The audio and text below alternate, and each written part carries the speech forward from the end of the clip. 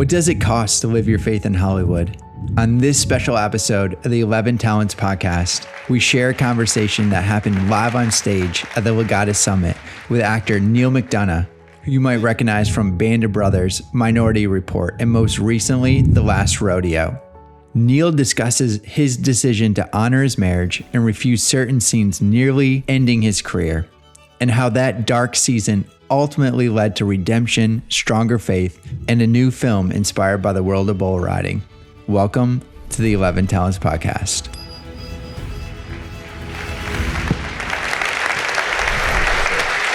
You had to go through, I am imagining, some crazy training to do The Last Rodeo, which you produced yourself. Tell us a little bit about that story. Well, the Last Rodeo was, I was doing another Western at the time called The Warrant.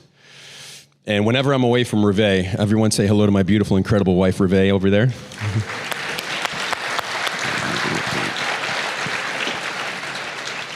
And I was driving home. When I'm away from Ruve and our 5 kids, I get depressed and really melancholy. And this one day I was driving home and I pulled over to the side of the road and the thought came into my head, what would ever happen to me if something ever happened to Ruve? And it buckled me. And I'm sitting there on the side of on the 10 freeway as trucks are flying by me and I see these cows out there and I see horses and all of a sudden this thought came into my head, I'm Irish, I'm not that smart or that clever. But this idea came into my head, write a film about Rocky on a bull that he has to save his grandson's life because he's dying from the same thing that his wife died of brain cancer. So I sat on the side of the road, and I'm dyslexic. I don't really write very well, but as my wife, Ruve, gave me this gift years ago, voice dictate your scripts into your phone. So for 2 hours, I sat there on the side of the road, voice dictating the script. And I sent it off to my writing partner the next day, and he was like, my gosh, this is so different from what you've ever written before. It's so filled with faith, and it's so filled with family and all the things that you love in your life. Now you're finally writing about it.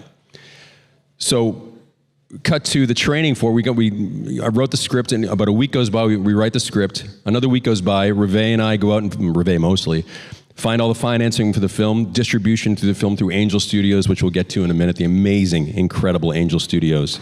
Yeah, please. And then we called John Avnet, and he agreed to direct it, and then it was time to train. And I spent so much time on horses, so much time getting in shape, so much time because I didn't want to let the audience down thinking, this guy doesn't look like an ex-rodeo stud.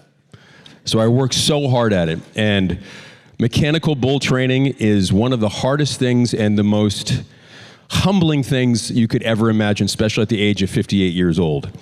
I got bounced off so many times, busted up my shoulder, separated it, all kinds of things. But I loved every second of it because I knew one thing was going on. Ruve and I were making a film that gave glory to him. That got me through all the obstacles of it. It's hard to talk about this film for too long because it was so personal. And because of the success of the film, now we have a first look deal with Angel Studios. Ruve and I are about to do 3 more films in a row with Angel Studios. And if you took this kid who, we'll talk about it, 10, 12 years ago, who was going through the hardest time in my life, I couldn't find enough whiskey to bury the pain that I was going through. And then one day when I said, God, why have you forgotten about me? After I lost our house, the cars, the swagger, everything that I was taken away from me. And if it weren't for when I said those words, I realized at that moment, and we'll talk about it, I was making all of this, all the struggles and pains about me, and I forgot to serve others.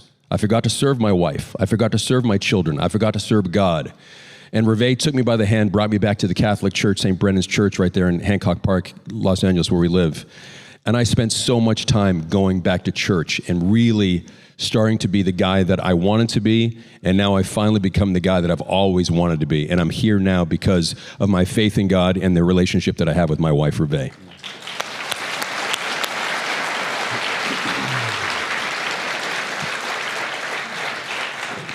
That wasn't bad, honey. I lasted 3 minutes without crying. It was pretty good. Neal, we're no stranger to Irishmen, big personalities. A lot of us are Irish. Our founder, Tom Monahan, is Irish. First of all, can we give it up for Tom Monahan for starting this in the first place? Incredible. I did this last summit, but Tom, I know you're back there. Stand up and show everybody the inside of your jacket, and let's see the inside of your jacket, Neal, and see if you match. So Tom is green inside and out awesome. with his colors. I don't know, but I certainly do love these socks that were given to me this morning with Christ on my socks. How can you go wrong when you're walking with Christ on your feet? So, Neal, you grew up in Cape Cod, Irish parents. Yep. I want to hear some of that accent too, but tell us a little bit about your upbringing. It was kind of this idyllic upbringing. My mom and dad, they had this small little mom and pop motel in Cape Cod, Massachusetts. 40 rooms, a coffee shop right on a lake, and by the time I was 3, my dad would make me pick up cigarette butts in the parking lot and give me a quarter. I would then take that quarter, put it in the Coke machine, and years later I realized that the child labor laws and everything else that my father was breaking. But what he did to me as I progressed, and then by the time I was 5, I was this chubby little red-haired freckled kid showing people, can I take a look at one of the rooms? And they'd say, Neal, take him to room 219 and show him the room. And by the time I got there, I told them, well, this hotel, we have HBO, we have this, we have the coffee shop. By the time they got to the room, I had already sold the room. There was no way they were saying no to this kid. And from there, I became, managed the motel, ran the restaurant. We bought another motel right next door. Then I'm the youngest of 6. And my parents gave me the job of being the head of this new motel, not my brothers. They said, you can hire anyone you want, you can fire anyone you want. On the first day, I fired 4 of my brothers. It felt so good for the abuse that they gave me as a kid. I can feel that. That's right. But it was that, that Irish Catholic upbringing of, if I wasn't at home at the motel, I was either at a Knights of Columbus, I was in the church, I was at any CYO sports, everything. The Catholic Church did so much for me to make me the disciplined man that I had become and I always wanted to be. And if it weren't for the Catholic Church, everyone in here today, most of the people in this room are Catholic. There's some pride that we have in our Catholicism. It's different from everything else. We are a group that understands. We are a group that truly forgives. We're also a group that understands that we're all sinners. We all make mistakes. But it's the forgiveness of our sins, not just by Him, but by ourselves. And when we live a life like Mr. Monahan, live a life of serving others, not to be served, it's miraculous the things that God, once I made that decision 10 years ago, I'm going to serve God the best that I can. I'm going to serve God first, me second, family first, me second. The riches of life have just been thrown upon Ruve and I because we follow that. And by following that, our 5 children, often Catholic colleges, often in religious schools, they see it. And if we don't go to church on Sunday, our kids get mad. And that's a great testament to the parenting, especially of my wife, Ruve, because I'm on the road a lot acting in movies. And if it weren't for Ruve, I don't know where we'd be. So I should mention, I mentioned he was late, but it's because he was up till 3 this morning filming in New Mexico. To mention a little bit about your project. It's another film for Angel Studios. One more time, Angel Studios. That's great. It's a remake of a John Wayne film in the 40s called Angel and the Bad Man. Can we guess which character I play? Yeah. Yes. Play a villain? No way. Misunderstood. Yeah. It's Zach Levi, myself, and Tommy Lee Jones. And forgive me for not being here the other night, but schedules change when you're filming. Snow came in, ruined everything, and we had to push a little bit. So I was there to the wee hours last night doing my villainy, and we had a great time. And I couldn't be happier. And Ruve and I are producing this one as well. So we're very blessed. And thank you for being patient. Here. Thank you, Neal. So we've got 33 minutes, so I'm going to skip a few things in our talk here. But I want to go to something that I'm a bit of a fanboy if you didn't know this, but. I'm a Marine. I know that's a shock to everybody, too. Hoorah. But every Memorial Day for my family is time to sit down and watch Band of Brothers. Because it is...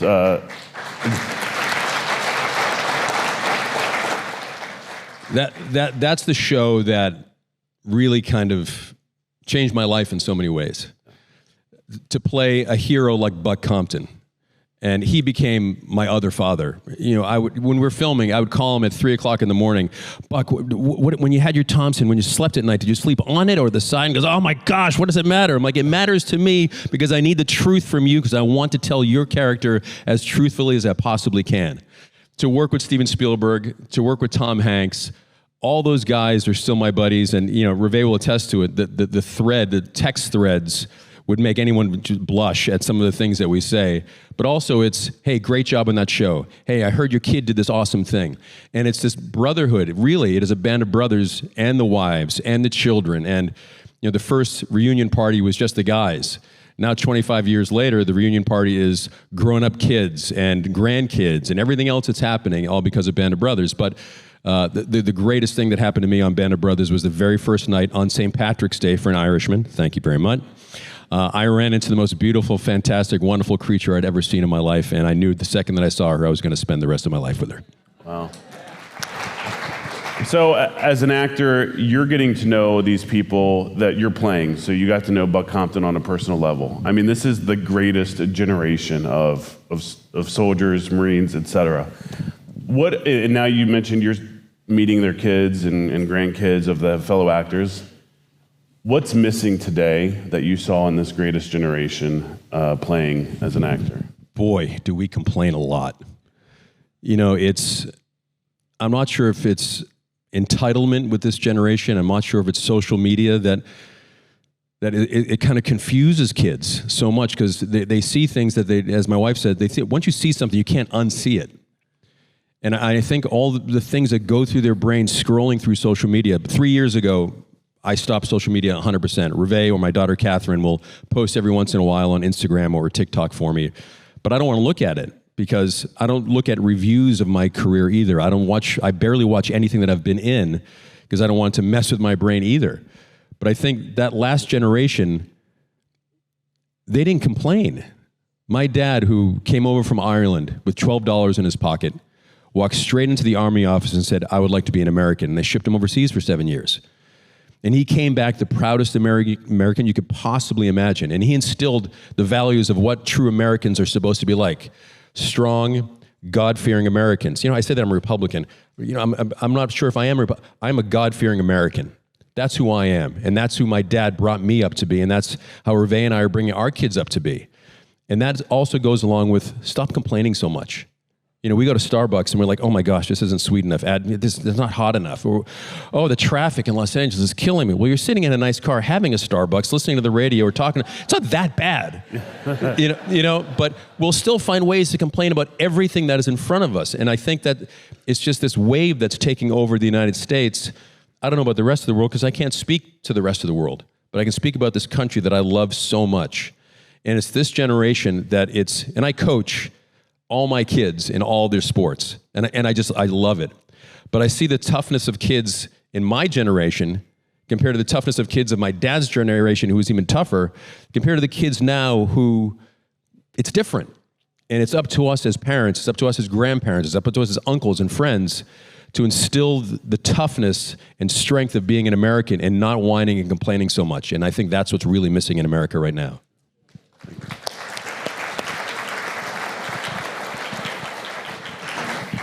There's a little competition between branches of the military service as well.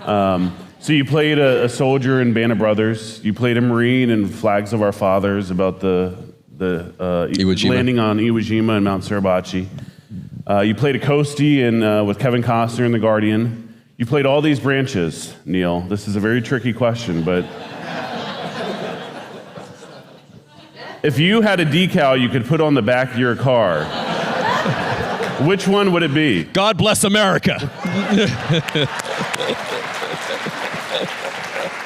Spoken like a true politician. Maybe I will be Ronald Reagan. You never know. Yeah. So I dodged that one, didn't I? I have to go with the Army because my dad was in the Army for all those years, Army Air Corps. So he's a little of both, actually. You know, it was to have that as your father. It was.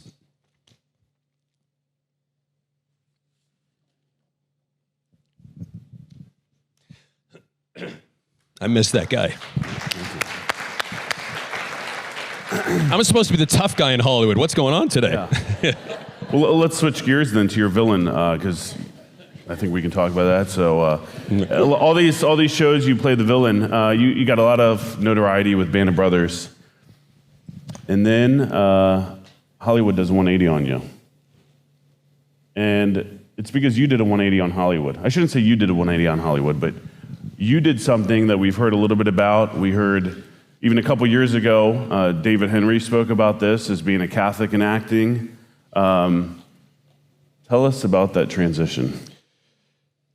Boy, it was, I think everyone needs to be crucified at some point in their life, as hard as that sounds.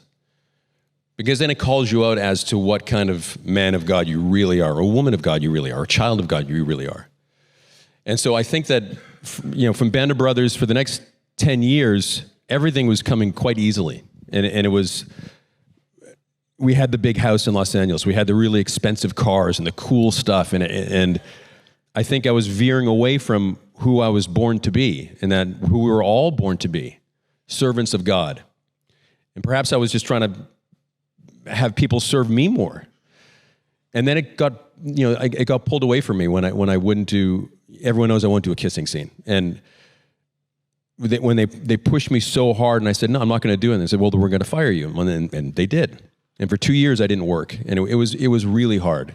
So this was, you married Ruve shortly after Band of Brothers. Yep. And you decided at that point, no longer am I going to have a kissing scene, even just a kissing scene, with anybody else other than my wife. That's right. Okay. And which makes, we'll get to the Last Rodeo. Well, so you go back those 10, 12 years ago when this all happened. The last 10 years of my career, you can't compare to the 10 years before it. It was really good, but this has purpose now. I get to write and produce films alongside my best friend, my wife. We raise the financing. We find the distribution. We're like this mini studio that keeps building and creating better and better product. Our first movie was $350,000. Then we went up to $1 million. Then we went up to $1.5 million. Then we went to 2, then 3, then 5, then 8. Now we're up to 10 and 12. How did that happen? It happens because the movies that we're making speak to the people of America and the core values of America. In God we trust. It's on our dollars. It's on our coins. And if you forget about God in America, I think you forget what America really is. And perhaps I forgot that myself. So for us to be able to do these films that give glory to Him, and people are going to these films. These films, every film we've made so far has turned a profit. Do you know how hard that is in Hollywood? So when people come up to us in Hollywood, and we were at this great party a few weeks ago, and it was just a small room of these A-list actors. And when we walked in, Ruve and I were like, wow, this is pretty awesome. I can't tell you how many of these A-list actors and directors came up to Ruve and I said, thank you for sticking to your guns and creating films that the family can go and see, and it gives glory to God and talks about real issues. I call them Catholic films because we talk about issues. We have big families, and with big families, you get issues, whether you like it or not, but you don't quit. You don't give up on them. You keep at it. You stick to it, and you fight through any problems that you have and any adversity that you have. And those are the films that we write to. And I think that people are gravitating to these films so much because no one else is really doing it. They're either very, sweet Christian films or really dark Hollywood fare. We found a sweet spot right in the middle where people are really gravitating to these films because they want it. They want to be able to go to. Isn't it nice to go to a movie with your kids, or you could sit at home and watch a TV show and say, "Hey guys, let's sit around." And then after the movie, you have a discussion, and you didn't have to cover eyes, you didn't have to cover ears. You have a really nice 2 hours with your family, and another half hour about talking about it after. That's our goal, and that's what we're doing, and we're so blessed to be doing it. And I thank every single one of you in here who has supported Ruve and I for the last several years in the films that we make, and we're not going to let you down, and we're not stopping now.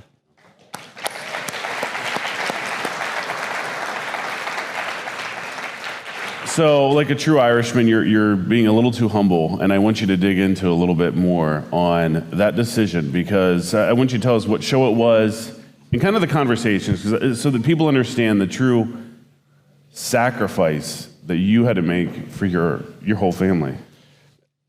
I don't see it as a sacrifice. I don't. I see it as part of my life. And you have to go through trials and tribulations to really get to the truth of things. You can't get to the truth of things unless you have to fight for it. You really do. You have to struggle a little bit to find out. I was a baseball player, and I had a great knuckleball in college. It was great, but I had to make sure it was perfect, so I was always practicing and practicing and practicing and working and working. And sometimes I'd get lit up like a Christmas tree in a game. And I go back and I'm like, oh my gosh, I failed. Okay, what am I going to do? Am I going to quit, or am I going to dig deeper? Well, I'm dumb Irish, so I dug deeper. And because of that, I got a contract by the Pittsburgh Pirates. I became this guy that, in things that I did, because of the discipline that was instilled into me by my two Irish parents, I'm different than a lot of people because I don't want to quit. I don't want to let anyone down. So when Ruve and I get to make these films now, it's not even work anymore. It's pure enjoyment to know that we've employed thousands of people over the last several years, created millions of dollars of revenue for the companies that we've worked with. How amazing is that? From a guy 12 years ago who couldn't get a job, who lost everything and was down on his luck, and then one day realized he'd made it all about himself, and then God was there to lift me up alongside my wife, Ruve. Mm.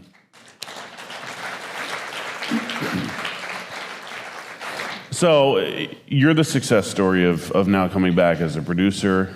Where do you go to find actors? Because obviously, actors, actresses, they're doing all these scenes that don't fall into your beliefs.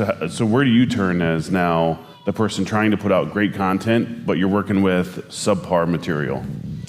We don't hire subpar material.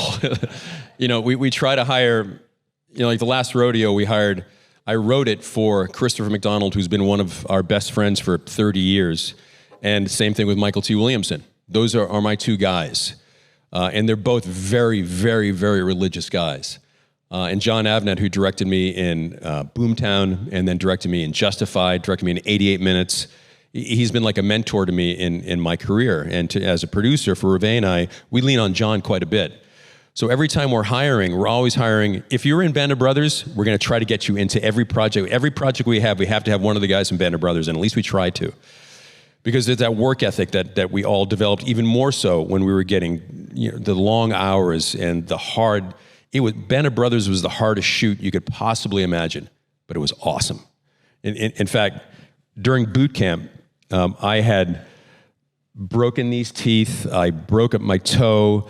Everyone was getting beaten up. And after about a week, there was a mutiny.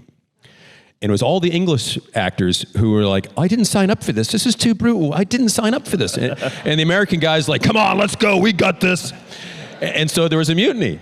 And then right in the middle of the day, this helicopter comes down and lands at this base that we're filming at. And out walks Tom Hanks with his castaway, and we hadn't seen him in 6 months, castaway beard, his long hair, and he came out and gave us what we call the speech.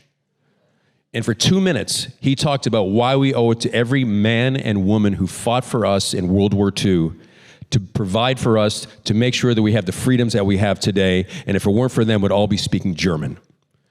And we took it to heart. And he turned around, he got back on that helicopter, and he left. And there was not one single complaint from one guy for the next 10 months while we were filming. We were brainwashed by Tom because what he said was absolutely right. We owe it to the men and women of World War II because of them, we have the freedoms that we have today. And it was our job to tell the truth. And we worked our butts off to tell the truth in that one.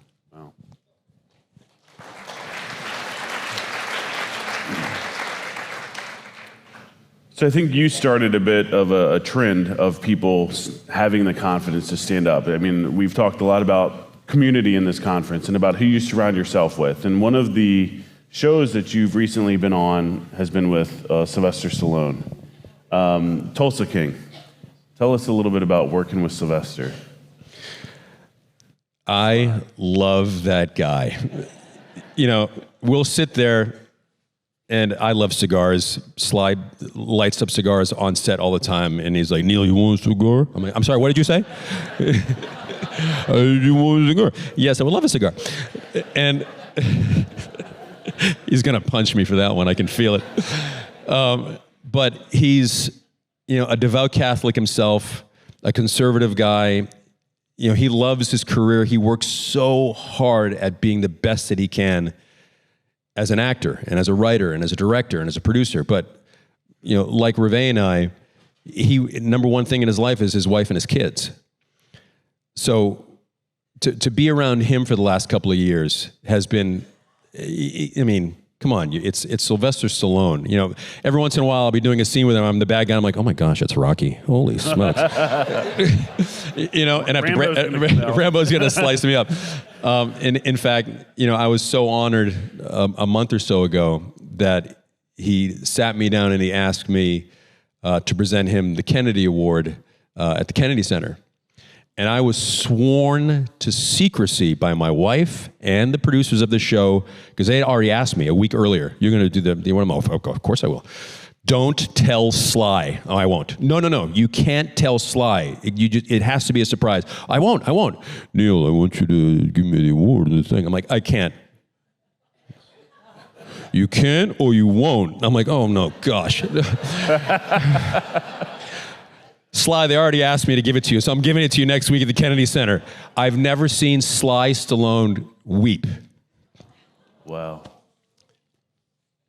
It was one of those, jeepers, one of those moments where there you are with, who didn't do push-ups when they saw Rocky, one-handed push-ups? Everybody did.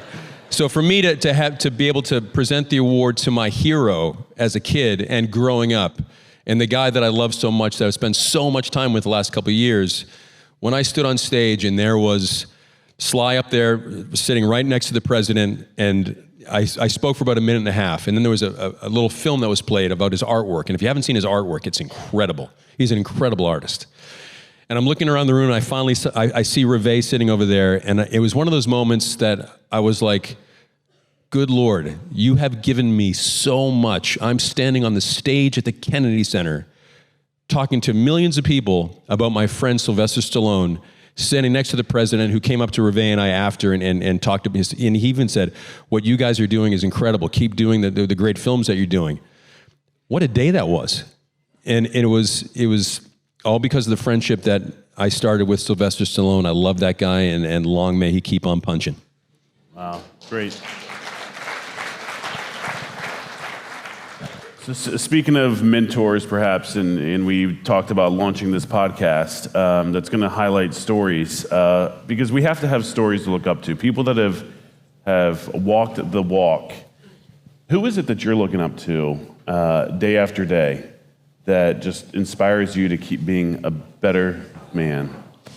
Ruve. In fact, who would like to see Ruve come up on stage and sit next to me? I already got you a microphone, honey. I don't think you have a choice now.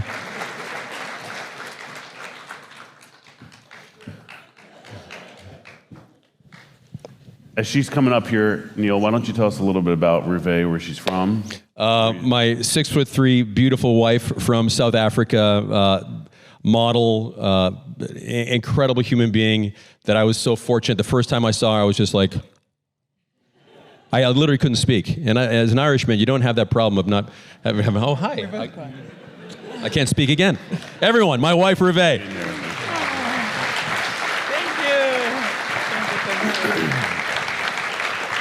Thank you, everyone, so much for inviting me up here. I'm the shy one. No. So I'm going to preface it by saying I wouldn't be where I am today without Ruve, because I don't know how she does it. Darlene, you can attest to this. Her three best pals over there. Hello, ladies. Keeping the schedule for 5 kids, and 5 very active kids, all athletes, all actors, all everything you could possibly imagine. Then being my manager, 3 years ago, I got down on one knee and I grabbed her hand and I said, will you manage me? And it was unbelievable. But also to be my production partner and my touchstone when it comes to ideas, and I'm always peppering her with ideas, and she's like, just write it down, dictate it into your phone, just do it. And if it weren't for Ruve, there's no way I'd be sitting here in front of you guys right now, because this is my good luck charm, this is my everything in life, and this is my partner that I aspire to be. Beautiful. Thank you, thank you. I think that Neal hasn't answered your question, though. I was sitting there going, he's asking you a question. He wanted to know the story about Scoundrels and why you got fired, what happened, when you came home. And I said, why are you here? I'm pregnant with baby number 4. Go back, go to work. And Neal said, no, honey. You fired me. I knew I should have had you. I know. I was like, I'm going to sit out here for a while. But it's such a beautiful story. And like you say, the sacrifice Neal went through. I mean, it was so hard. Neal talk about it, how he got fired. We had to sell our house. We had a beautiful, big $3 million house. We had four kids, right? It was Clover. 5th baby on the way? I lose count. But the story was, we had to sell the house, sell the cars. We had nothing. Neal was drinking. He turned to the bottle, like he says, to numb his pain. It was so hard. And I did say, go to church every day. I said, go to church. He got to know the cleaning man in church because he was there the same time as Neal. Luis. Yeah, 4 a.m. till... But to carry on telling that story about Scoundrels, how it saved your life. Yeah, it changed my life for the better because it shook me and woke me up and put me on a track that I wanted to always be on and aspired to be on. But like I said, you need to get crucified at some point in your life to get to that. If you want greatness, you have to go through difficult times. You know, would I trade? I wouldn't trade it for nothing.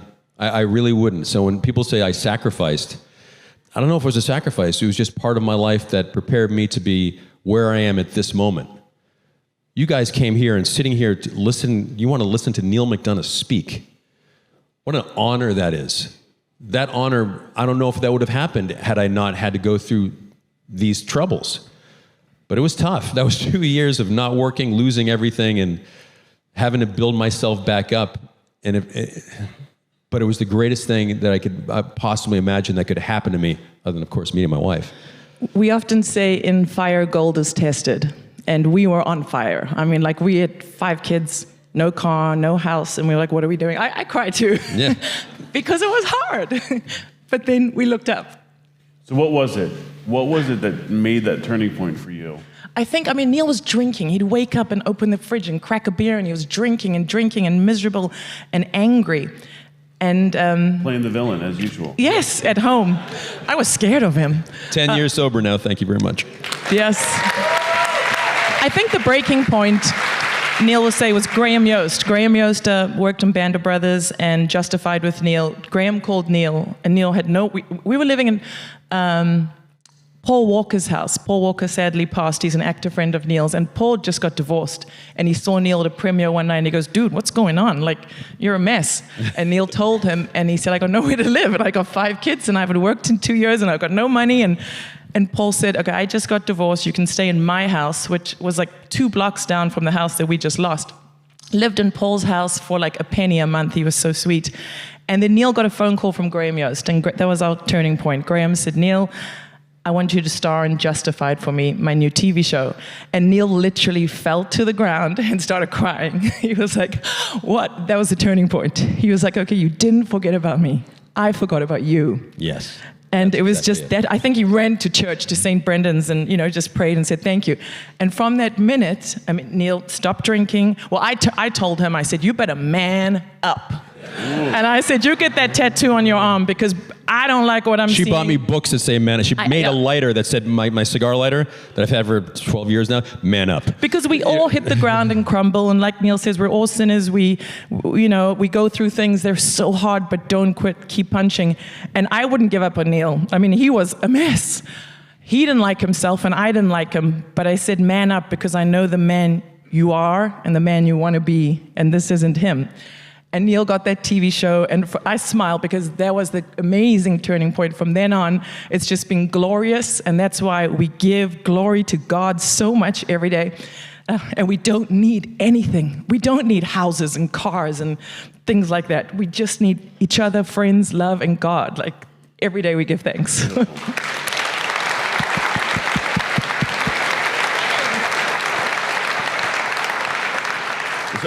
I'm a pretty lucky guy. Yeah. So we're going to make some bumper stickers. God bless America, man up. Neal McDonough. Nicole, if we can get on that. That's right, let's get on that immediately. Yeah. So I'm not going to have her stand up, but my wife's here. And we went to school together, and we quickly learned we can't study together. We can't, when it comes to the pressure things, she does her way, I do my way. She's phenomenal with our 7 kids. I'm quasi. How is it that you all are working together so well? I mean, you're from different backgrounds, different continents. Talk to us, because we've got some members here that work husband and wife running companies. What's your advice, and how do you do it? Yes, ma'am. I was going to say that. I was going to say 2 words. Yes, ma'am. I thought it was compromise. Yeah. No. Never did I think It's it was so weird when you compromise. said to Neal, who's his mentor, and I was like, don't say me, and he did say me. And I love that so much, honey. But he's mine. Like, we raise each other up. Neal puts me on a pedestal, and I'm like, I don't belong here. And he's like, oh, yeah, you do. And he raises it up even more. And I know, and he knows that he's the most incredible human. Like, Neal is amazing. The kindest, sweetest, most giving, most caring. I could just stop. Why are we? It's that time of month. I'm kidding. We're so hormonal. Both of us. Why am I crying? Yeah, I don't know. Menopause. Menopause. Menopause. Yeah. Oh my God. New bumper sticker. Yeah. Menopause. I think you just find that person and you just put everything into them. Like Neal and I, we wake up in the morning and we have a little office in our room and it's like phone calls and then we go work out together and then we go walk the dog, then we come back, then we make more phone calls. It's just the team, the partnership that we have. It's hard work. I mean, we fight. I'm the tough one in the house. Like, I don't know how Neal puts up with me, but I'm like the moody one or the whatever, but he puts up with me. We love each other so much. Neal says a beautiful saying that I taught him, but it relates to me. I say that I can take on the whole world with one hand tied behind my back, as long as he's holding the other hand. And he uses that now, and I love it. But we can do anything together, the 3 of us. That's right. Yeah. Trinity. But Neal is the most incredible father. He just wants to be with the girls on the court. Actually, guys, you know, he also cried 2 days ago when he found out that our son's football team that Neal coaches is in the championship game today at 11 a.m. at the YMCA. And he's the coach. And he missed that one. When I told him, I said, honey, Jeremy's... I love you guys. Yeah. I said, Jeremy's game's 11 o'clock. You're going to be on stage. And he's like, got tears in his eyes. And we were like, we got to be here. This is where I was like, God will put us where we need to be. If Kara gets us at 11 a.m., that's where we need to be. Right. Yeah. So we've only got a couple minutes left. Tell us a little bit about what your next projects are and working together in this production company. There's a lot. And let's throw in there a little Angel Studios love, because I know like everybody's seen The Chosen, talking about The Chosen. We're seeing The Rodeo, all these Angel Studio productions that are coming out. Thank God Catholics now have great media. You know, for the longest time it was like, come on, can we just get with the times? And now we've got it. Well, we were very, I guess like 4 years ago at The Shift. They said, we want you to be in this film for Angel Studios. It's a new studio, and we want you to play the devil. Did that go against the code? And I said, no, I'll play villains, but I'm not going there. And then Ruve, in her ultimate wisdom, said, you're going to do it, and here's why. Yes, ma'am. Yes, ma'am. You have one of the greatest relationships with God of any actor that anyone knows. Secondly, you're probably the best villain in Hollywood. But here's a challenge I'm going to give to you. At some point in the performance, you have to show a moment where Lucifer realizes he made the mistake.